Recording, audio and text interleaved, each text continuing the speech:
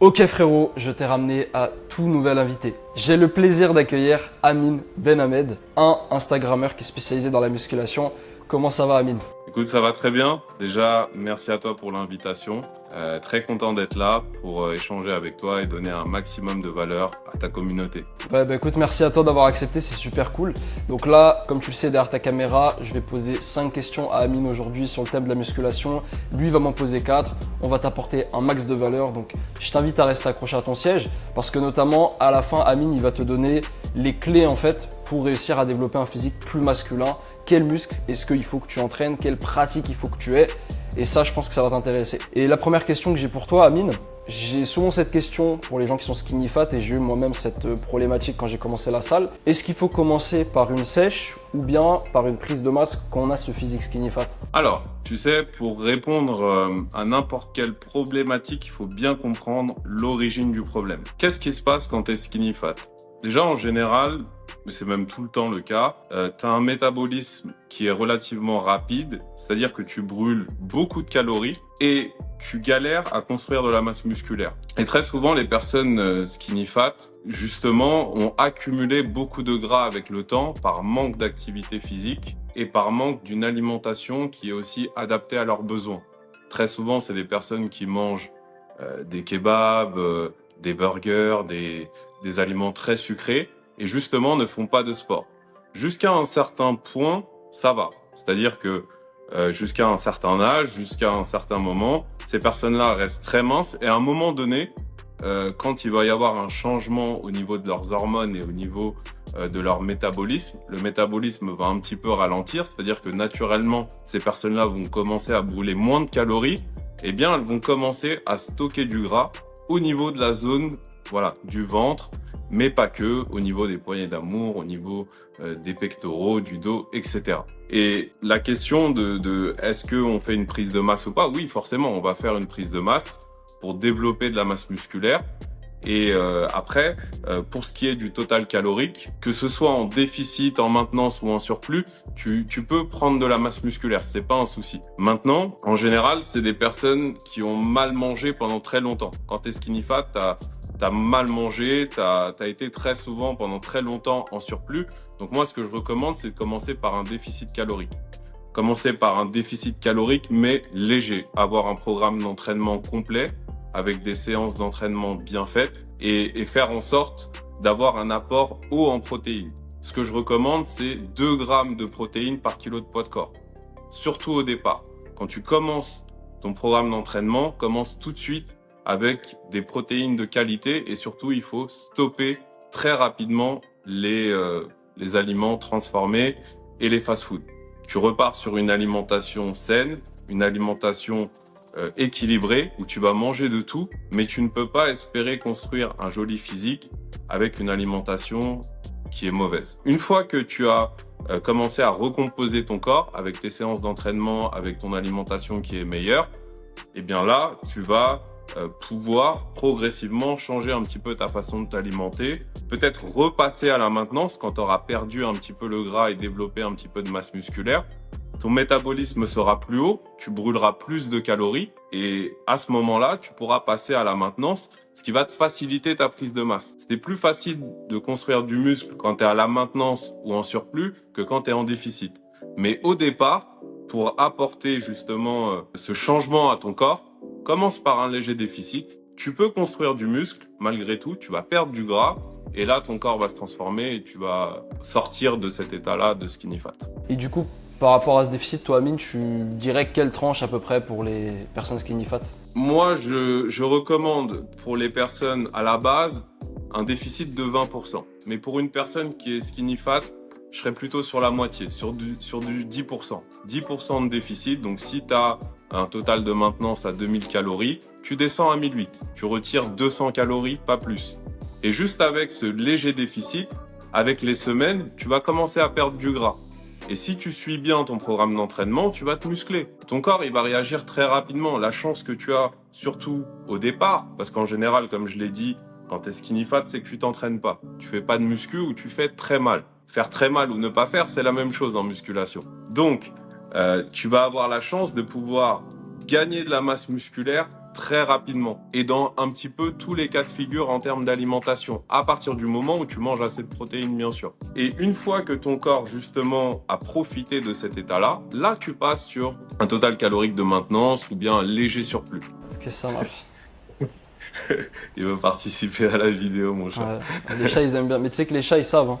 Ils savent généralement que là, il y a une vidéo. Ils se disent, bon, on va passer derrière. Ouais, ils sentent un peu le truc. Moi, Samy, je voulais te demander quel a été pour toi le plus gros challenge que tu as rencontré lors de ta transformation physique ou en tout cas de ta pratique de la musculation. Ok, bah, écoute, c'est une bonne question parce que moi je dirais il y a deux gros challenges que j'ai eu. Le premier, il est lié à ta première question parce que moi je pars d'une base vraiment skinny fat, c'est-à-dire que j'ai l'air super maigre mais j'avais beaucoup de gras au niveau du ventre, des joues, etc. À cause des McDo, des KFC que j'ai mangé quand j'étais au collège. Du coup, ça c'était la première difficulté que j'ai eue, je savais pas trop sécher, prise de masse, etc. Et c'est vraiment quand j'ai appliqué le protocole que tu as donné, le léger déficit, que j'ai commencé à vraiment passer en fait ce cap-là. Donc ça c'était la première difficulté. C'est pour ça que là je vais te donner la deuxième plus grosse difficulté que j'ai eue dans mon aventure, c'est vraiment la stagnation. Au début, tu arrives à la salle, c'est super facile, tu augmentes des charges chaque semaine, tu rajoutes du 5-5, après 10-10 au DC, après les 2,5, etc. Ça passe tout seul. Et puis, je suis arrivé à un stade à un moment donné, après peut-être 6 mois de musculation, peut-être 12 années, où vraiment mes charges elles bougeaient plus. Mes charges bougeaient plus, j'étais coincé à 60 kg DC pendant un an, j'arrivais plus à augmenter. En plus de ça, physiquement, les résultats se voyaient plus. J'avais pris un tout petit peu au début, mais après, ça bougeait plus du tout. La première raison, c'était que j'avais peur déjà d'augmenter. Et je sais qu'il y a beaucoup de gens, ils ont cette peur-là. Ils arrivent à une certaine charge et ils se rendent compte qu'augmenter, ça devient inconfortable et ils osent pas le faire. Donc moi, c'était mon cas pendant très longtemps. Deuxième erreur que j'ai fait aussi, c'est de ne pas avoir été sérieux sur la diète. Je comptais pas mes calories, j'avais pas vraiment de protocole, tu vois, je mangeais un peu ce que je voulais. Et là, j'ai vite été limité.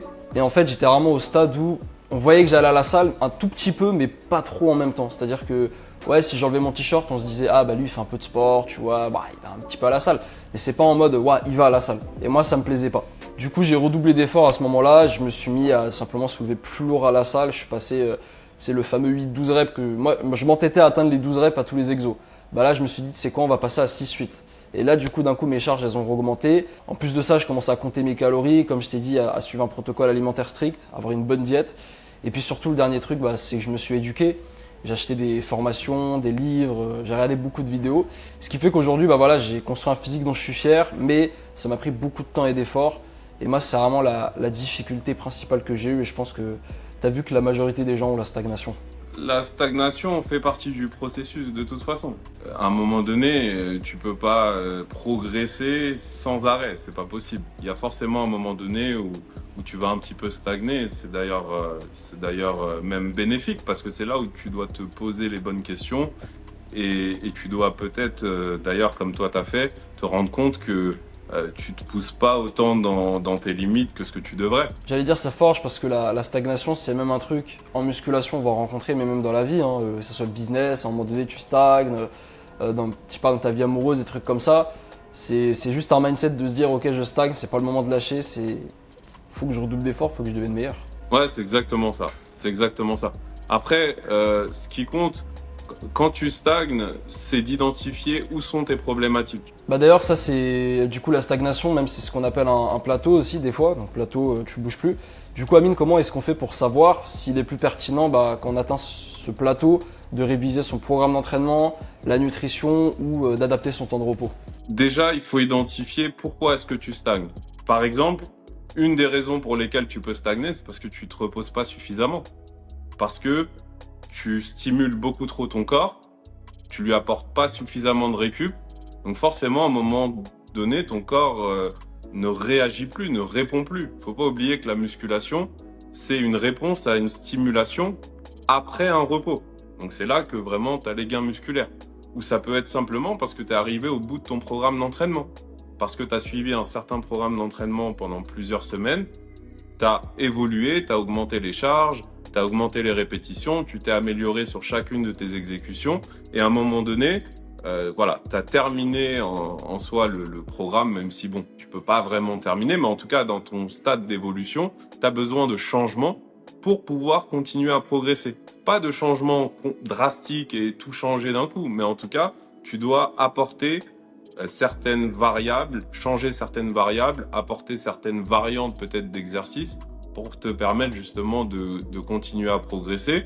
Ou ça peut être même parce que oui, tu ne mets plus suffisamment d'intensité pour que ton corps puisse continuer à te donner les résultats. Parce qu'il faut pas oublier que la musculation, ça reste qu'une adaptation à une certaine intensité d'effort. Tu sais qu'on parle très souvent d'échec musculaire. On parle très souvent de pousser ces séries proches de cet échec jusqu'à atteindre le maximum de difficulté. Mais avec le temps, plus tu vas progresser, plus tu vas gagner en masse musculaire, plus cet échec musculaire va être, on va dire, plus éloigné. Tu auras besoin de plus de charge. Tu auras besoin d'avoir une encore meilleure technique pour justement atteindre cet échec. Et c'est pour ça d'ailleurs qu'un coach peut t'aider beaucoup à ce niveau-là quand tu atteins des plateaux. Moi, je coach aussi beaucoup des personnes qui sont pratiquants depuis plusieurs mois, plusieurs années, qui ont progressé par eux-mêmes, qui ont suivi peut-être leur propre programme ou en tout cas leurs propres entraînements et qui, à un moment donné, passent cette phase de stagnation, n'arrivent plus à progresser et donc ont besoin de cette aide supplémentaire pour justement avoir cette expertise d'un coach sportif qui va les amener au-delà de ce plateau qu'ils ont atteint. Super intéressant, il faut identifier là en fait où le bas blesse et puis ensuite tout simplement aller s'attaquer à ça en fait. Parce que si toutes les variables, alimentation, repos, entraînement, c'est nickel, en soi t'as aucune raison de stagner. Il y a une différence entre la stagnation, ok, et le fait de progresser doucement. Parce qu'il faut pas oublier que la musculation, c'est un processus long. C'est sûr que tu vas pas gagner du muscle indéfiniment. À un moment donné, la courbe de progression, elle diminue. C'est d'ailleurs pour ça que moi, ce que je conseille, c'est de se focaliser uniquement sur son entraînement, sur ses variables d'entraînement. Tant que tu progresses sur tes entraînements, que tu progresses sur tes charges, que tu progresses sur tes répétitions, tes séries, et que tu appliques correctement à la fois ton entraînement et ton alimentation, tu progresses. Tu progresses forcément. Tu ne progresses pas forcément à la vitesse que toi tu veux, mais tu progresses en tout cas à la vitesse de ton corps. Et c'est souvent ça le problème. C'est aussi que les pratiquants, les gens qui font de la muscu veulent aller trop vite. Ou en tout cas veulent des résultats trop vite. Et tout le temps d'ailleurs. Mais attention, ça reste un corps, ça reste une machine qui est assez complexe et que tu ne peux pas, on va dire, modeler à ta sauce. C'est pas possible. C'est pour ça que moi, c'est exactement ce que je dis tout le temps. Il faut avoir des données sur lesquelles tu peux te reposer. Donc, tes données, elles sont dans ton entraînement, elles sont aussi dans les photos que tu vas prendre de toi pour voir aussi ton évolution. Et des fois, les différences vont pas être forcément notables, elles vont pas sauter aux yeux. On va pas forcément voir des grosses différences semaine après semaine, mois après mois. Mais si tu identifies bien et si tu regardes bien, tu verras des petits progrès. Et ça va te motiver, ça va te garder justement alerte pour pouvoir continuer ton entraînement et continuer à faire ce que tu appliques. Et en plus, il y a les mensurations aussi qui sont un outil aussi super efficace. Alors Samy, tu vois, on parle beaucoup de physique depuis tout à l'heure et je sais que tu as une communauté de jeunes hommes qui veulent justement atteindre un physique assez musclé, assez athlétique. Moi, je voulais savoir par rapport à toi, qu'est-ce que les réseaux sociaux ont changé par rapport à ta vision du physique atteignable naturellement ou pas? Parce que tu sais, il y a plein d'influenceurs fitness aujourd'hui qui partagent des photos de physique qui peuvent être extraordinaires. Et en tant que gars qui est sur les réseaux, tu kiffes ça, etc., tu regardes, tu te dis, moi, je veux ressembler à ça. Et est-ce que toi, ça t'a fait le truc du genre, je suis motivé, mais la barre est trop haute et ça te met un peu la pression, quoi, tu vois? Ok, ouais, du coup, au début, quand je commençais la salle à 17h30, à ce moment-là, j'étais vraiment matrixé par tous les réseaux sociaux. J'avais des standards de malade, en fait. Par exemple, je voyais des physiques genre David Lade et je disais à mon pote, ouais, dans 2 ans, on va arriver à ce physique-là. Ouais, vas-y, dans 2 ans, tu vas voir. Dans 6 mois, on aura un physique digne d'un gars qui a 50 muscles. Du coup, on était totalement matrixé à ce moment-là par tous ces gars, voilà, notamment ceux qui sont dopés, aussi les fausses transformations qu'on peut voir un peu à droite à gauche. Et du coup, on avait des standards très élevés, ce qui fait qu'au bout de 6 à 12 mois, en fait, Et bah, mon pote, lui, par exemple, il s'est vraiment démotivé par rapport à la salle. Et moi, je commençais à me démotiver. Alors, j'ai eu de la chance, c'est que j'avais un mindset à toute épreuve. C'est-à-dire que je me suis engagé à aller à la salle pendant 5 ans, quoi qu'il arrive. Voire même 10 ans, j'avais fait. Mais voilà, on commence à se démotiver. On se dit, on n'est pas là où on a envie d'être, en fait. Et c'est que quand j'ai compris qu'il y avait énormément de dopage dans le monde du sport, d'Instagram, etc., que moi, bah, j'ai décidé de simplement désinstaller l'appli. Ah ouais, carrément. Ah oui, oui, mais moi, pendant très longtemps, j'ai enlevé Insta, hein. Parce que même niveau santé Ok. mentale, enfin bon, j'étais jeune à l'époque, tu vois, j'étais pas aussi sûr de moi qu'aujourd'hui. Donc c'est vrai que tu voyais bah, des gens de ton école, voilà, qui dataient telle meuf, qui sortaient en soirée, etc. Toi, tu te sentais comme une merde. Du coup, moi, j'ai totalement désinstallé. Et en fait, là, ce qu'il faut que, je pense que tu l'as compris, mais ce que les gens ne comprennent pas, c'est que les réseaux sociaux, c'est les highlights. En fait, les gens, ils te montrent que ce qu'ils veulent te montrer. Et c'est un peu comme si tu regardais, je sais pas, tu sais, les meilleures actions d'un match de foot. Quand tu regardes les meilleures actions, tu te dis, waouh, le match, il devait être incroyable, oh, putain, j'aurais dû le regarder. Et en fait, le match, 95% du temps, il était nul, quoi. Je pense que c'est même pire que ça, en fait. C'est même, ça te montre une réalité qui est même déformée en réalité. Parce que quand on te montre justement, enfin, par exemple, des fausses transformations, comme tu dis, ou qu'on te montre des corps qui ne sont pas atteignables naturellement, mais qu'on prétend que c'est atteignable naturellement, c'est une déformation de la réalité, t'es d'accord? Et puis, moi, ce que je remarque surtout, c'est que, tu vois, les physiques que tu vois, comme tu dis, ils sont de plus en plus impressionnants et massifs, et c'est de plus en plus jeune. Tu vois, c'est des physiques, moi, que il y a 15 ans, quand j'ai commencé la musculation, je voyais chez peut-être des mecs de 30 ans, tu vois, des mecs de 35 ans ou 25 ans, mais pas chez des mecs de 14-16 ans. Maintenant, à 16 ans, tu vois des physiques, c'est incroyable. On va mettre une image, là, je crois que c'est un petit asiatique, je pense que tu dois le connaître, lui, c'est...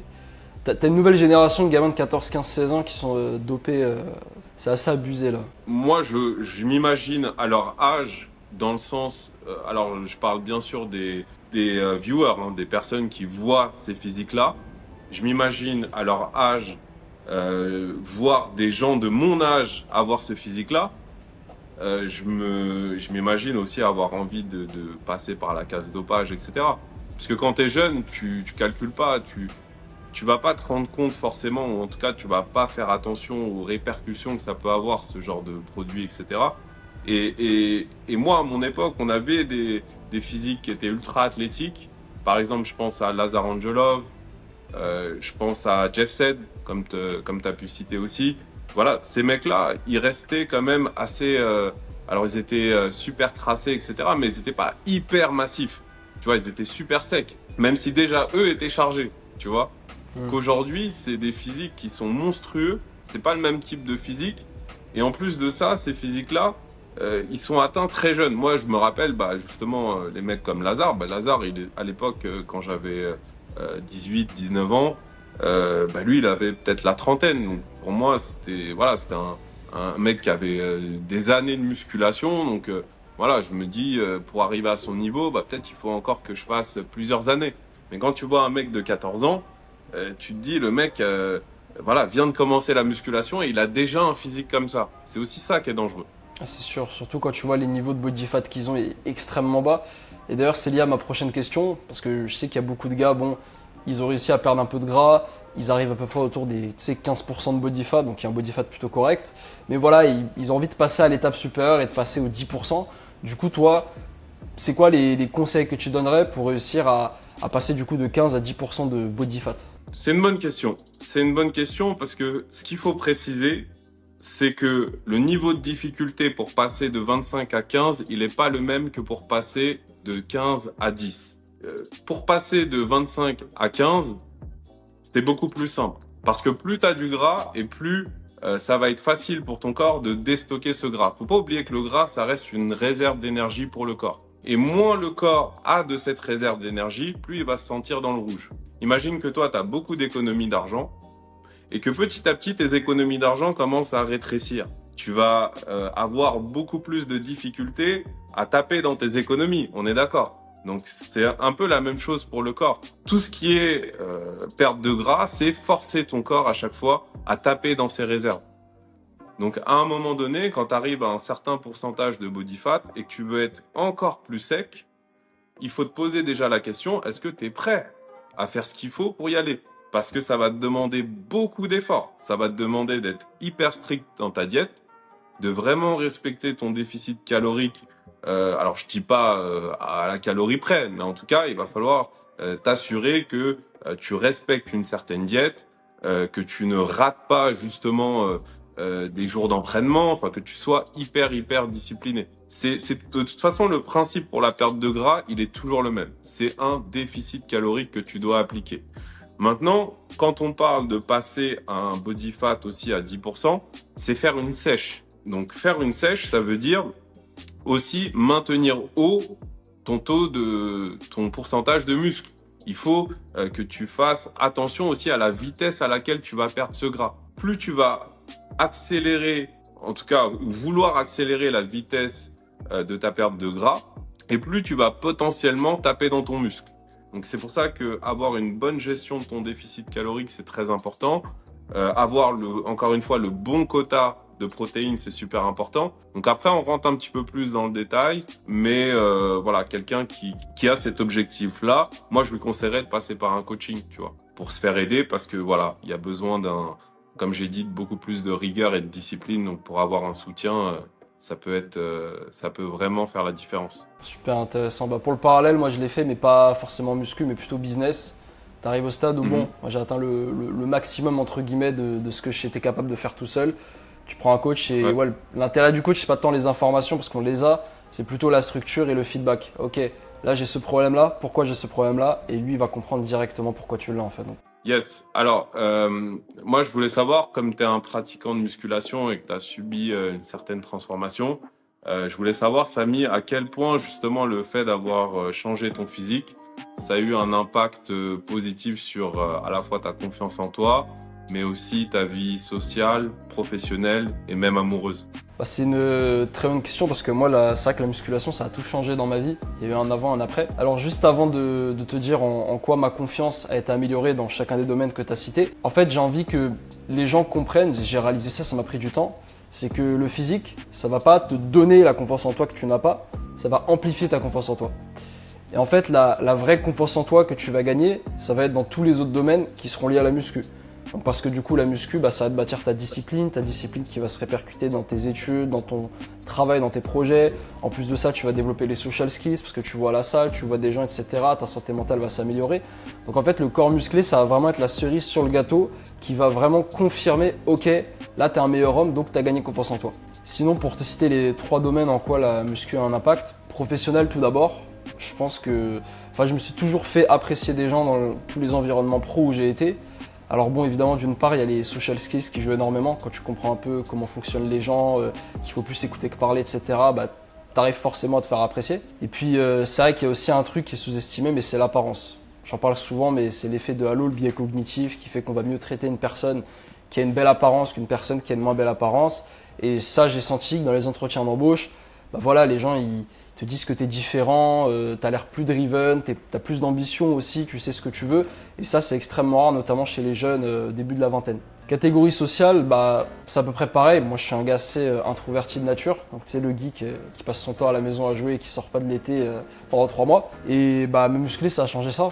Parce que déjà, tu vois des gens à la salle. Donc, en fait, même si tu n'as pas forcément beaucoup d'amis dans ton entourage, le fait de voir des gens à la salle, tu te fais des relations. Puis aussi, les années passent et tu commences à te débloquer, à parler à plus de personnes, à avoir plus d'opportunités. Donc ça, c'est super intéressant. Et puis en plus de ça, le truc que j'ai remarqué et que tu as dû voir, c'est que tu attires des meilleures personnes autour de toi. C'est-à-dire que vu que tu fais de la muscu, forcément, dans ton entourage, il y aura d'autres gars qui font de la muscu, tu auras des gars qui seront aussi déterminés que toi, tu vas rencontrer des mecs qui font du business aussi comme toi.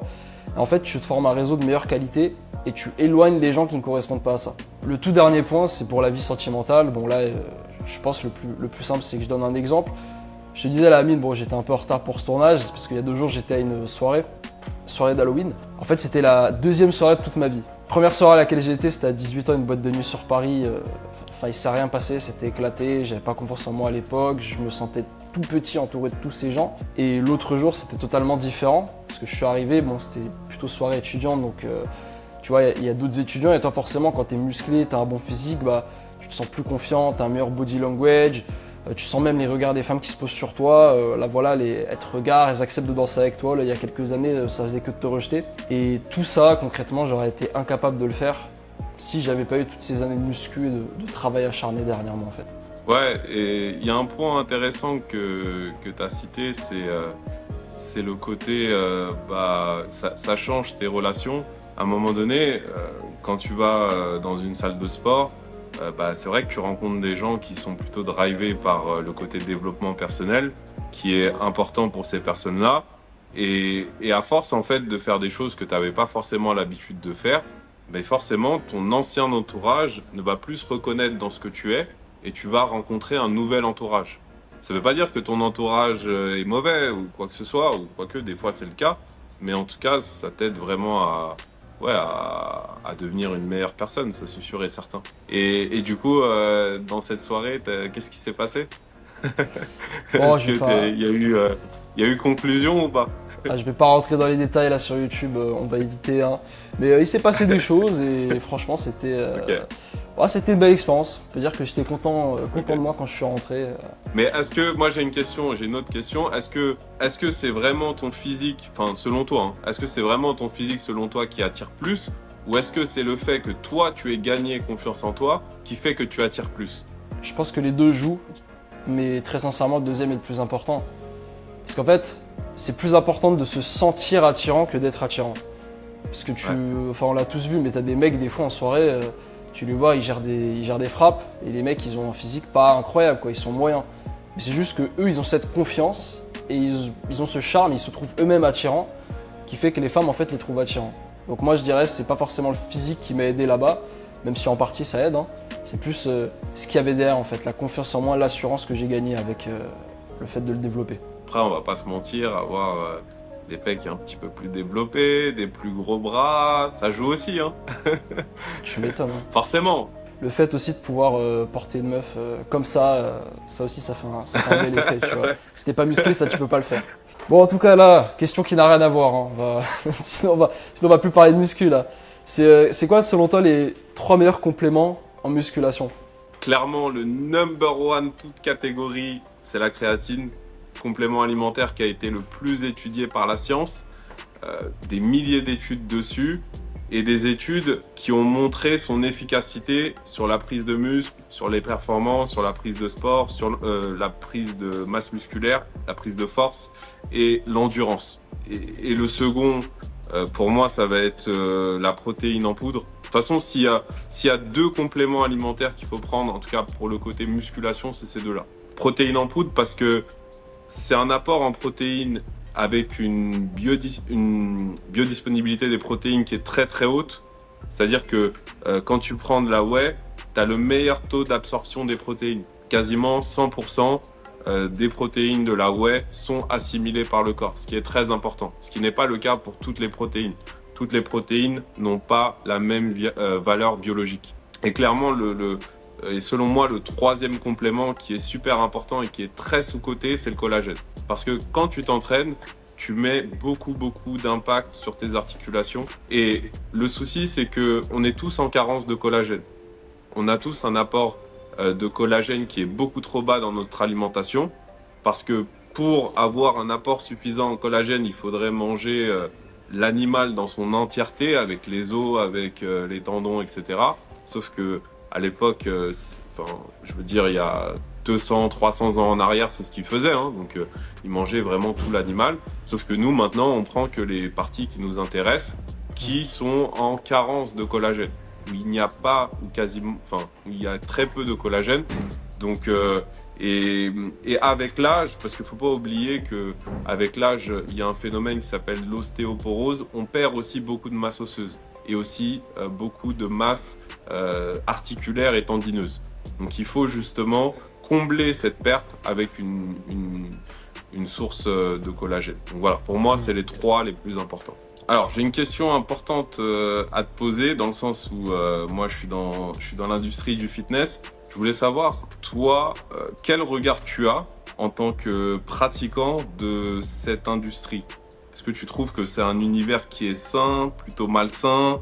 Enfin, voilà, quelle vision tu as du fitness en général? Alors moi, c'est vrai que j'ai pris beaucoup mes distances avec ce monde-là. Moi déjà, quand j'ai lancé ma chaîne, je voulais pas être un youtubeur fitness classique. En fait, je voulais pas rentrer dans ce monde-là. Parce qu'au début, quand je me suis inscrit à la salle, j'étais noyé dans ça, donc tout le contenu. Je consommais les contenus quasiment de tous les youtubeurs fitness qu'on peut trouver sur le YouTube français. Et en fait, j'ai vite vu beaucoup de problèmes. Déjà, le premier, c'est tout et son contraire. C'est-à-dire qu'en fait, d'un créateur à l'autre, tu vas entendre deux conseils diamétralement opposés. Et ça, bon, je l'ai compris avec le temps en devenant créateur, moi-même, c'est que bon, à un moment donné, pour faire le buzz, pour réussir à polariser, comme on dit, il faut qu'on aille à l'inverse des autres. Donc ça fait qu'il y a beaucoup de créateurs, en fait, ils te disent pas la vérité, mais ils te disent leur vérité, en fait. Et ça, c'est lié au deuxième point aussi que j'ai vu au niveau problème, c'est que y a beaucoup de conneries qui se disent en fait dessus juste pour percer. Et il l'expliquait bien Antoine Blanco, qui est aujourd'hui dans l'entrepreneuriat en fait, mais à un moment donné, il avait un business de coaching et il expliquait lui ce qu'il a fait, qu'il a arrêté l'univers de la musculation, le fit game, c'est qu'il arrivait à un stade où en fait, s'il voulait passer un cap, il fallait qu'il cherche le buzz plutôt que d'aider les gens et de dire la vérité. Et il a dit, à un moment donné, tu es obligé de dire des conneries. Tu es obligé de donner des conseils. Voilà cet exercice révolutionnaire qui va tout changer alors que l'exercice, il est pété. Donc, tu as plein de petits trucs comme ça. Et puis, je dirais, le dernier point aussi qui m'a un peu saoulé, c'est que c'est totalement contraire à ma vision de la musculation. Quand on regarde tous les youtubeurs fit game, pour eux, la musculation, c'est leur vie. Ils vont te dire de faire du PPL, des 9 séances par semaine, etc. Ils vont penser qu'à ça. Moi, j'ai plus une approche, la musculation au service de ma vie, lifestyle. Et c'est ce que je veux apporter vraiment avec ma chaîne. On va pas se prendre la tête, on va vraiment aller chercher les bénéfices et pas vouer sa vie à la musculation. Je trouve pas qu'il est forcément très sain, même s'il y a beaucoup de bons, il y a beaucoup de gens qui s'y connaissent. Toi, ça se voit que tu connais vraiment ton domaine, tu as l'expérience et tout. Mais malheureusement, il y a aussi beaucoup de conneries dans le tas. Et toi, j'aimerais bien avoir ton retour sur le fit game. Qu'est-ce que tu en penses aujourd'hui? Moi, ce que j'en pense, c'est que c'est un domaine qui a beaucoup évolué et ce qu'il faut comprendre, c'est que dans tous les domaines, les gens évoluent aussi avec le domaine. Moi, je trouve qu'il y a eu une grosse amélioration dans le domaine, dans le sens où tu peux plus dire n'importe quoi. Aujourd'hui, tu peux plus dire aux gens, je sais pas, fais cet exercice pour perdre le gras du ventre. Les gens vont te massacrer dans les commentaires et tu n'auras plus la même force qu'avant. Et je pense que maintenant, si tu veux percer dans le domaine du fitness, faut être vraiment bon. Faut vraiment être passionné, faut vraiment avoir envie d'aider les gens, faut vraiment créer du contenu de qualité, faut vraiment proposer aussi un univers un petit peu différent des autres influenceurs ou youtubeurs ou créateurs de contenu. Parce que justement, c'est un domaine où tu as vite fait le tour au final. Et c'est pour ça d'ailleurs que ce que tu disais, c'est très vrai. C'est que t'en as qui disent tout leur contraire justement pour attirer ou pour être clivant. Parce que, voilà, pour être novateur, c'est compliqué. C'est vrai que c'est un bon point. Aujourd'hui, on peut plus raconter n'importe quoi comme avant, sinon on se fait totalement déchirer dans les commentaires. Et d'ailleurs, tu as aussi aujourd'hui les standards de beauté qui ont évolué, ce qui est lié en fait à la dernière question que je vais te poser. Donc on l'avait promis au début de la vidéo. Admettons, je suis un gars, j'ai envie de développer un physique plus masculin et je veux que ça se voit en fait tout simplement dans mon visuel. Du coup, ce serait quoi pour toi les muscles les plus importants à entraîner si tu es un homme qui veut avoir une apparence beaucoup plus masculine, plus virile? Ah, c'est une super question. C'est une super question parce que beaucoup se la posent. Beaucoup de personnes se la posent. Déjà, les épaules. Avoir des grosses épaules bien larges, tout de suite, ça va te donner un physique beaucoup plus imposant parce que tu auras le haut du corps taillé en V. Plus tu vas prendre en largeur, surtout si à la base, tu as les clavicules assez étroites, plus tu vas tout de suite paraître beaucoup plus imposant. Donc pour le haut du corps, pour moi, c'est vraiment le groupe musculaire qu'il faut privilégier. Et si on rentre un petit peu plus dans les détails, surtout le faisceau du milieu. C'est celui qui va donner le plus de galbe. Beaucoup plus que le faisceau antérieur, qui d'ailleurs travaille beaucoup avec les pectoraux et sur les mouvements aussi, tu sais, de pousser. Le deuxième muscle, ça va être clairement le dos. Avoir un dos massif, forcément, ça va te donner aussi voilà, une certaine largeur au niveau de ton physique. On parle encore de corps taillé en V. Plus tu vas paraître large et plus on aura l'impression aussi que tu vas être massif. Ensuite, moi, je dirais clairement, ça va être les cuisses. Avoir des cuisses imposantes aussi, c'est trop sous-coté, je trouve. Et très souvent, en tant qu'homme, on va beaucoup plus se focaliser sur le haut du corps plutôt que sur le bas du corps. Mais voilà, avoir des quadriceps bien développés, ça va donner le corps en X. On a parlé du haut du corps avec le V. Mais il ne faut pas oublier que le corps, c'est un tout Et un joli corps esthétique, c'est un X. Puis après, bien sûr, les pectoraux, hein. Pectoraux massifs, ça fait la diff.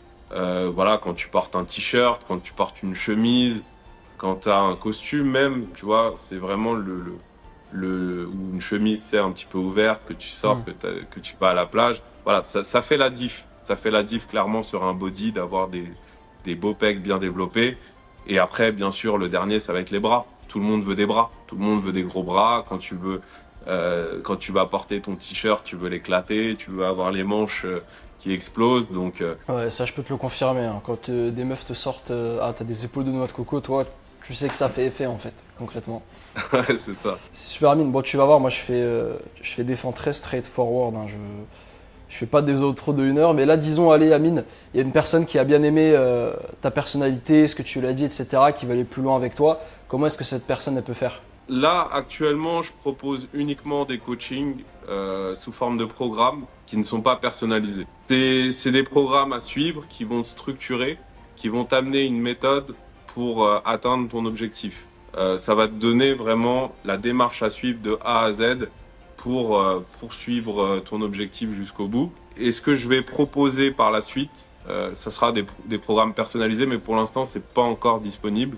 Tout est disponible sur mon site. Ils peuvent aller voir www.topbbs.org ou alors vous pouvez me suivre aussi sur ma chaîne YouTube aussi, Amine Zia, ou bien sur mes réseaux, voilà, Instagram, Amine Coach Sportif. Voilà. Super, bah de toute façon tous les liens sont en description, donc si jamais derrière ton écran tu as envie de retrouver Amine, bah tu peux aller direct.